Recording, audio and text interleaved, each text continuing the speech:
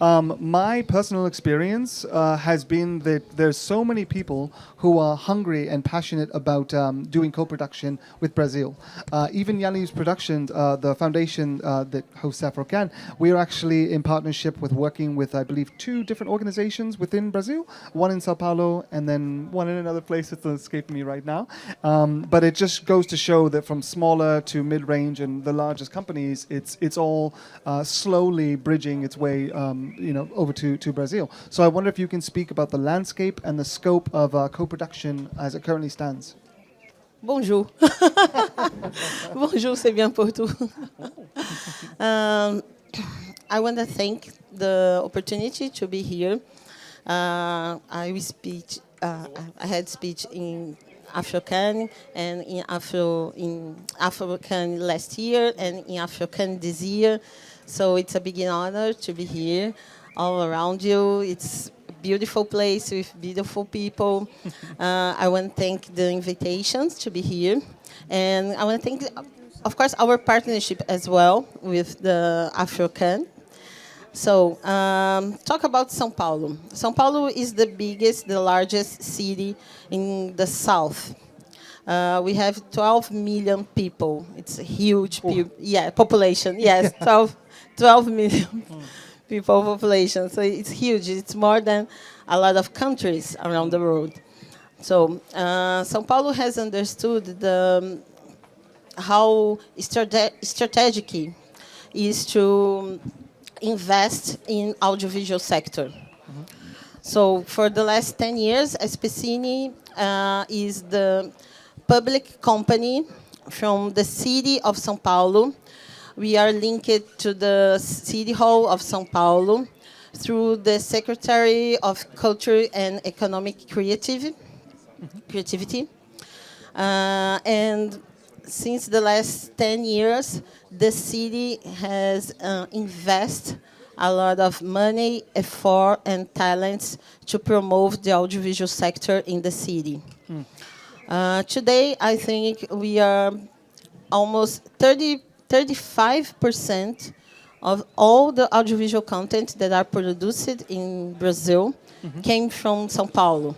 And we have the biggest broadcasters TV, the biggest TV companies, independent companies. They are all in São Paulo, even if they are in other parts of Brazil. But most of them has office in São Paulo. Sure. So, if I may just go into how it's consumed within Brazil, or perhaps Sao Paulo in particular, we have distributors here, we have people who are on platforms and such. So what is the main consumption mode in terms of platforms, or is it more theatrical releases? What is the most common consumption in Brazil or Sao Paulo? In São Paulo is a huge city. It's a metropolis of the world. We have just 70 different nations habiting in São Paulo. Yes. It's almost like London or New York. How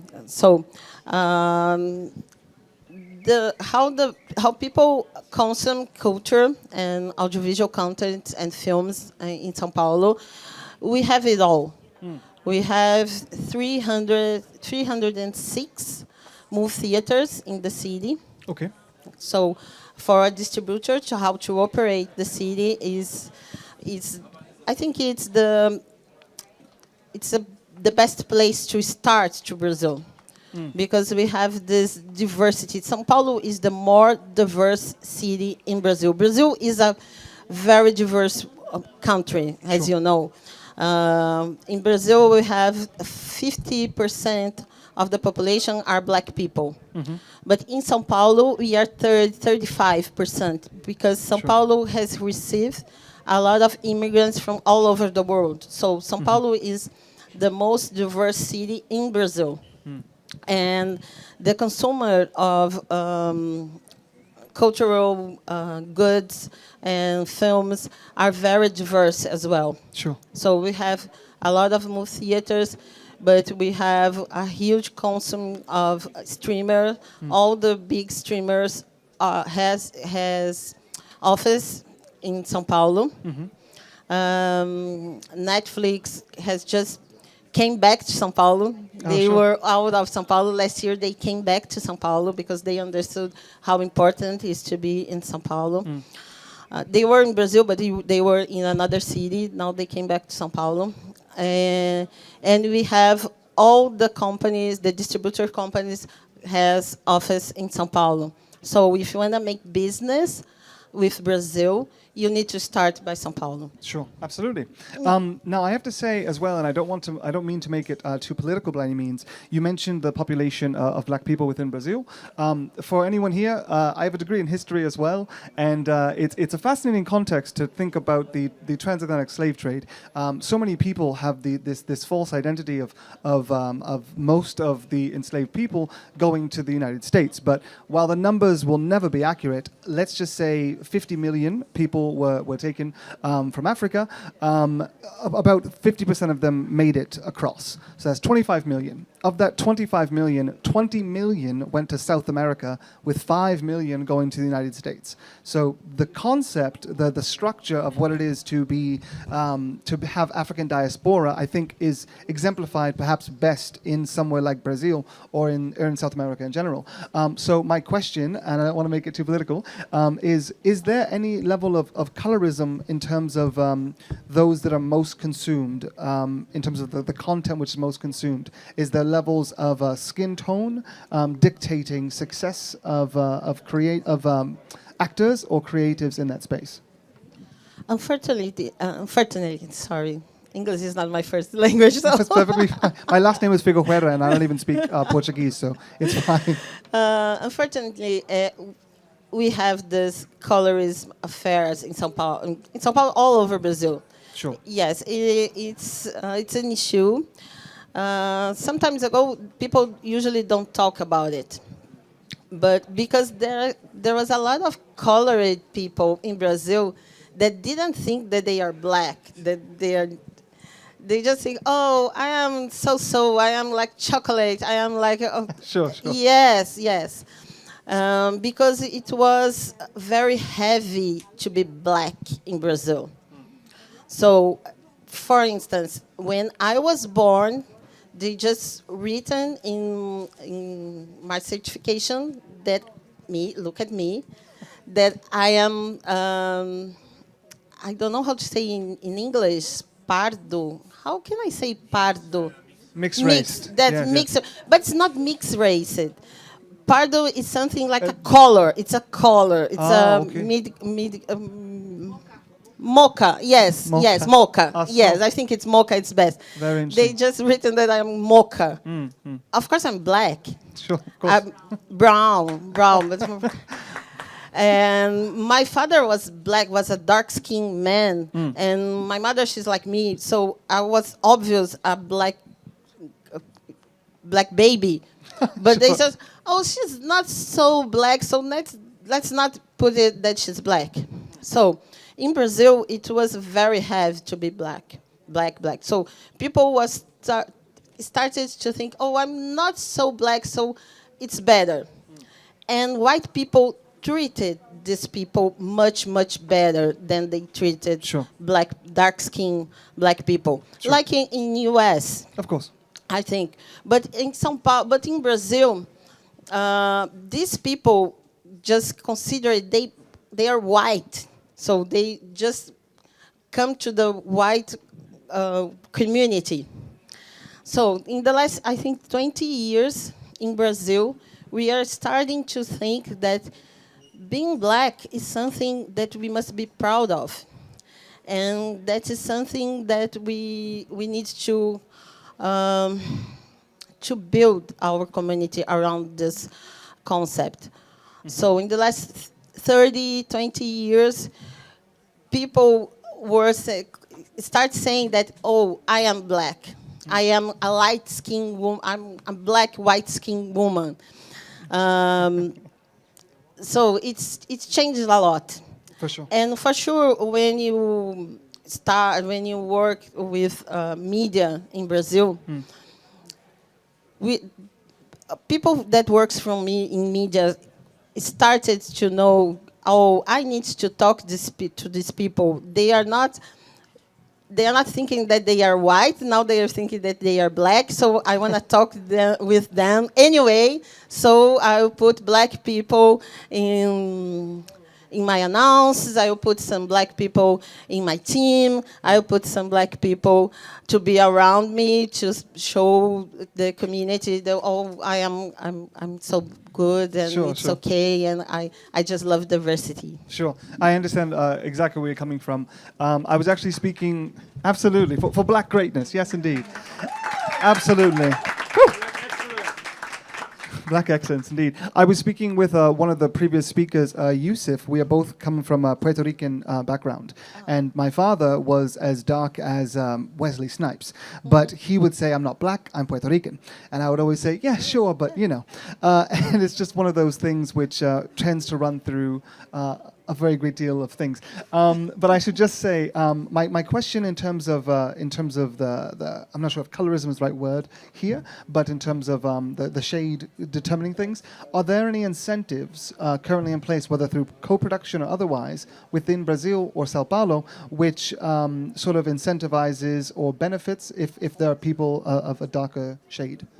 Yes, since we begin to have this conscience in Brazil, we start to fight for affirmative actions from some kind of opportunities to open more diversity. So I think it starts around 2015. Sure. With more regular way. In São Paulo, in Especini, because it starts in Brazil around the schools, around affirmative actions in the schools, but it took some years to arrive in audiovisual sector. Sure. And in the audiovisual sector, I think it started 2017, 2019. Around 2019, it was built an association of black producers in Brazil. So it started, it's a PAN, and we have here the people who start this association. And it changed a lot. Sure. It changed a lot. So when APAN started to rise and started to fight for affirmative actions in the audiovisual sector, it changed a lot. So today we have some affirmative actions. Especini started in 2019. We started our first actions for diversity, and then in 2021 we made it broadly, so more wide, and we include indigenous people. Sure. Because in Brazil we have this affair as well as with indigenous people, and we have a lot of mixed population that have indigenous, have black. Sure. So we include indigenous people in these affirmative actions as well. And since then, we have made some different issues to guarantee that these actions could continue. Sure. And the federal government of Brazil, I can say it here, I'm proud of it, because I'm here with Viviane, that she was the president of Especini before me. And I can really say that the federal government looked and how we were working and took some rules and put it in federal programs. For sure, yeah. Yes. It sounds like what you're describing is a sort of a top-down approach, where it starts with the government and then it sort of gets disseminated and picked up by the small organizations, the NGOs, and so on. But the one thing I want to speak on in terms of the company, in terms of the government in general, is actually co-production. Can you speak about the sort of space of co-production, perhaps the most prominent partners, and what co-production incentives look like? Especially when it comes to African countries. African countries, yes.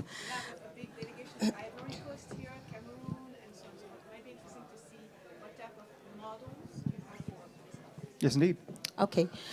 Uh, how can I start? Oh, in Brazil, we don't have this business from co-production, international co-production well organized. We have some companies, producers companies, and distributor companies that have been working with co-productions for the last, I don't know, 30 years, 40 years. Wow. But they actually works independently. And I think just for the last 5 years, we've been trying to organize these affairs because we understand that it's very important, and we need to support the companies, especially when we are talking about companies from Black people or from indigenous people, because to make an international agreement or an international contract is not easy. Of course. Yes, it's very complex. For So sure. you have to your producer company has to have a certain structure to be able to make some deals, some great deals. So since 2021, we've been trying to support these companies to make them stronger, to prepare them to the international market. For sure. So we have programs that support young people or support colored people, Black people in São Paulo. We have a few in Rio de Janeiro. Okay. And now we start to get something really good support in Bahia, Salvador, Bahia. Salvador, that is the biggest Black city out of Africa. Ah, okay. Yes. So these special programs are trying to get support to these companies. And today we can say that we have some companies in Brazil that are run from Black people, and they are very able to make great business. So Viviane has a company that is Odum. We have Preta Porter, that is a company that was brought with us, with Especini here to Cannes. And we have other companies, Tendende, that is from the northeast of Brazil. We have a lot of, we have a few very strong companies that can make international co-production in Brazil. Sure. But what I would like to say is that we have some big producers companies that are not Black, run from Black people, but they really are understanding the importance of make deal with Black people. So today we are trying to expand our connections with Nigeria, with South Africa, with Angola, but we are completely open to talk with Cameroon or other countries that would like. We talk with Senegal as well, but especially in a specific way, we have this strong connections, the connections that are getting stronger with South Africa. We are going to launch an open call for a co-production development. Sure. We have this connection a little bit more structured with Nigeria and with Angola now.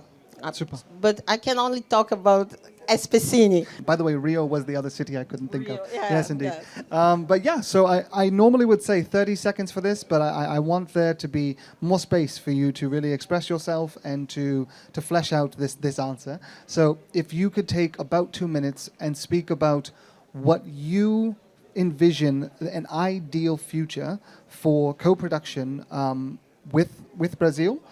And if you want to break that down between African countries, European countries, however you like, but sort of what the dream scenario looks like for you and what steps have to be in place to reach it. When Netflix started to make possible to Brazilian people to understand and to know some content that were produced in Africa, it started something really new in Brazil, because what happened? Brazil is the biggest country that has received African enslaved people. But we receive people from not all over Africa, but from several different parts of Africa. So Brazil has its particularly culture, black culture, Sure. that necessarily didn't usually. We just have this ideal of Africa, and we didn't know what really happened in Africa, how is to be living today in Africa, what the potentials that are in Africa, or whatever. We receive a lot of black content from the US as well as all the rest of the world as well. Sure. But when we start to receive black content produced in Africa, a lot of people could realize that, oh my God, they are really like us. They are not really like, oh, an old Africa, a romantic Africa. So, for example, a few weeks ago, I was with my daughter. She's 11 years old, so now she's starting to see what she wants to see, not what I say her to see. And whatever, some days she was using Netflix and she started to watch a move from a family. It was a move from a family in a trip. That kind of comedy, Sure. regular comedy. And it was from Africa. And in the middle, she realized that it was not an American, that it was from Africa. And I started, I sit with her and talk, oh, what is different? It's not different. They are like us. Oh, it's so nice. The girl is like me and whatever. So I think it's making difference in São Paulo, in Brazil. And when Brazilians really started as well around 2015, actually, the black producers in Brazil started around 1950, 1960, like in US. Sure. But the more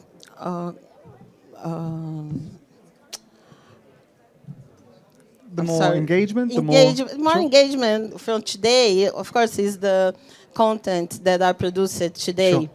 So for the last 10 years, I think black producers in Brazil has been growing and growing Sure. their producers, their production, their films, series, and it's making different. I think what is necessary for co-production in Brazil is two things. First, make real co-production, because Brazil wants to see what happens in Africa, wants to understand how black families live in Africa, what's the deals with black women in South Africa, in Nigeria, in Sudan, whatever. And so I think it's important to think about co-production. So sure. content that could be seen in both countries. Absolutely, which I think underscores your initial point about, real blackness, real Africans being everywhere as a part of this African diaspora. Yes. So can we That's very nice. Can we please get a big round of applause for our guest, Lyara Oliveira? Thank you so much. We'll be taking Thank you so much. Thank you, Thank you. people, for being here.